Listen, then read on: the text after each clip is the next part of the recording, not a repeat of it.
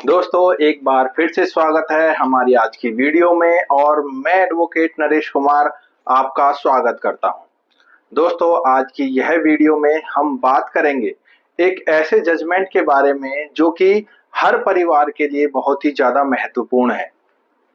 तो दोस्तों, इस केस की शुरुआत एक ऐसे ही रिश्ते से होती है जो कभी प्यार से शुरू हुआ था, लेकिन खत्म होते होते करोड़ों रुपए और कोर्ट केस और सुप्रीम कोर्ट तक के फैसले तक पहुंच गया।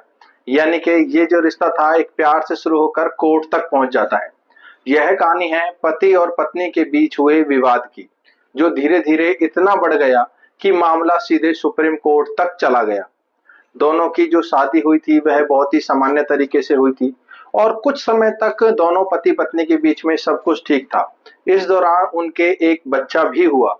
यानी यह सिर्फ पति पत्नी का ही नहीं बल्कि यह पूरे एक परिवार का मामला था। लेकिन समय के साथ रिश्तों में खटास आनी शुरू हो गई और छोटी छोटी बातों पर लड़ाई झगड़े होने लगे और आखिरकार बात अलग रहने तक पहुंच गई। अब मामला कोर्ट में पहुंचा और कोर्ट ने दोनों पक्षों को सलाह दी कि भाई वे आपसी समझौते से जो भी उनका आपसी मैटर है उसको सुलझाएं। इसके लिए केस को मीडिएशन में भेजा गया। यानी कोर्ट ने कहा कि भाई दोनों आपस में इस मैटर को बैठकर सुलझाइए और मीडिएशन के थ्रू सुलझाइए। मीडिएशन में दोनों पक्ष बैठे और लंबी बातचीत हुई, कई बार मीटिंग्स हुई और आखिरकार एक फाइनल सेटलमेंट तय हुआ। अब ध्यान से समझिए कि इस सेटलमेंट में क्या क्या तय हुआ, क्योंकि ये जो सेटलमेंट था यहीं से इस केस की शुरुआत होती है।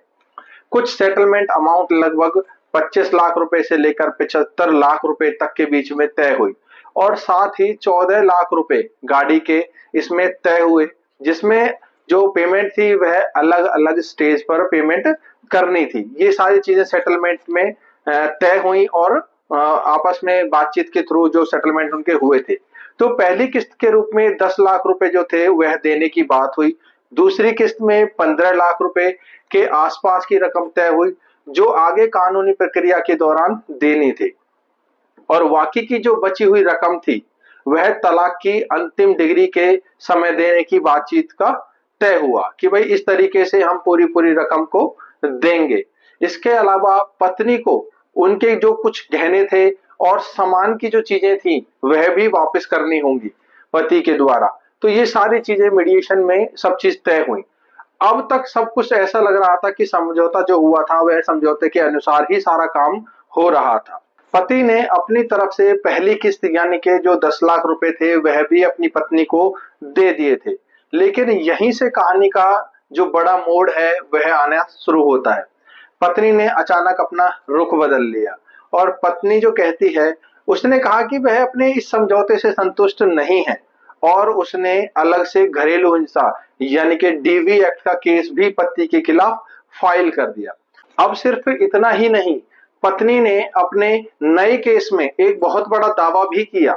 उसने कहा कि उसके पास जो सोना है और जो गहने हैं उनकी कीमत लगभग 170 करोड़ रुपए है। और उस इसका जिक्र जो था उसने मीडिएशन में इसीलिए नहीं किया गया क्योंकि इनकम टैक्स का जो डर था, दोनों पति पत्नियों को इनकम टैक्स का डर था। लेकिन अब पति जो है वह जो गहने थे वह मुझे देने से मना कर रहा है। 170 करोड़ रुपए का यह आंकड़ा सुनकर सभी वहां पर चौंक गए। अब सोचिए, एक तरफ 25 से 75 लाख रुपए और दूसरी तरफ का जो सेटलमेंट था वह 170 करोड़ रुपए का दावा था। यहीं से मामला गंभीर हो गया और सुप्रीम कोर्ट तक यह मामला पहुंच गया। सुप्रीम कोर्ट में जजों ने पूरे मामले को बड़ी ही ध्यान से सुना और इस पूरे केस के फैक्ट को बड़ी बारीकी से चेक किया। उन्होंने देखा कि पहला, कि दोनों पक्षों के बीच में मीडिएशन जो है वह समझौता के थ्रू ऑलरेडी हो चुका है और उस समझौते के अनुसार दूसरा यानी कि जो पेमेंट है लगभग 10 लाख रुपए पहले ही दी जा चुकी है। तीसरा, अब उसी समझौते के बाद नया केस भी दर्ज हो गया है जो पत्नी के द्वारा पति पर किया गया। कोर्ट ने कहा कि अगर कोई व्यक्ति समझौता करके पैसे ले लेता है तो बाद में वह उससे पीछे नहीं हट सकता। कोर्ट ने साफ साफ कहा कि यह कानून का दुरुपयोग है। अब बात आई कि भाई 170 करोड़ रुपए के दावे की, जो पत्नी ने कहा कि भाई पति के पास 170 करोड़ रुपए के गहने रखे हुए हैं। तो कोर्ट ने इस दावे को भी परखा और पाया कि इस दावे में के जो समर्थन के जो सबूत थे वह पूरी तरीके से सही नहीं थे। इसीलिए कोर्ट ने इस दावे को स्वीकार करने से भी मना कर दिया, क्योंकि जो भी फैक्ट कोर्ट ने चेक किए वह सही नहीं थे। अब सबसे महत्वपूर्ण सवाल, क्या तलाक हुआ है?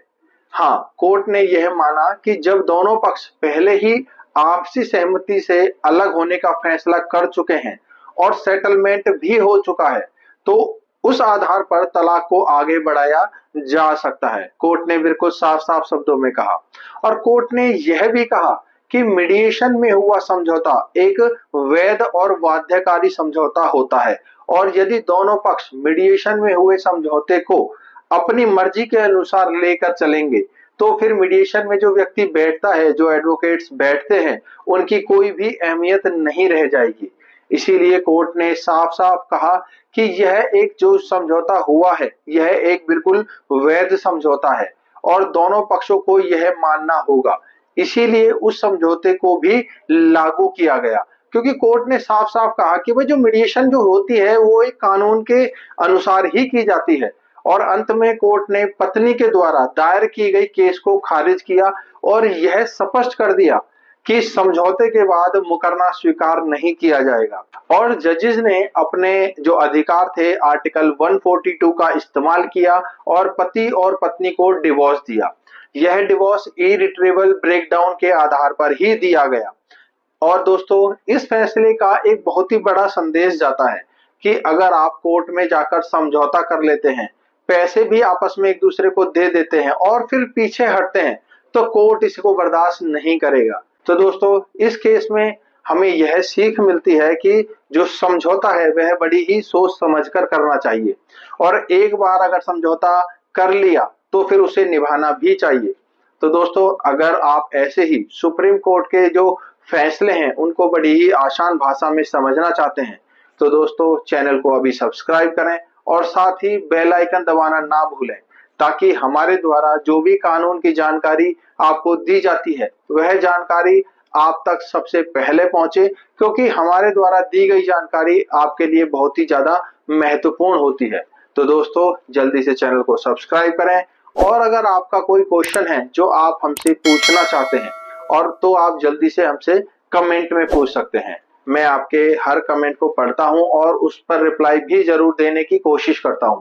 तो दोस्तों, मिलते हैं अगली वीडियो में किसी और नई कानूनी महत्वपूर्ण जानकारी के साथ। तब तक के लिए थैंक यू वेरी मच।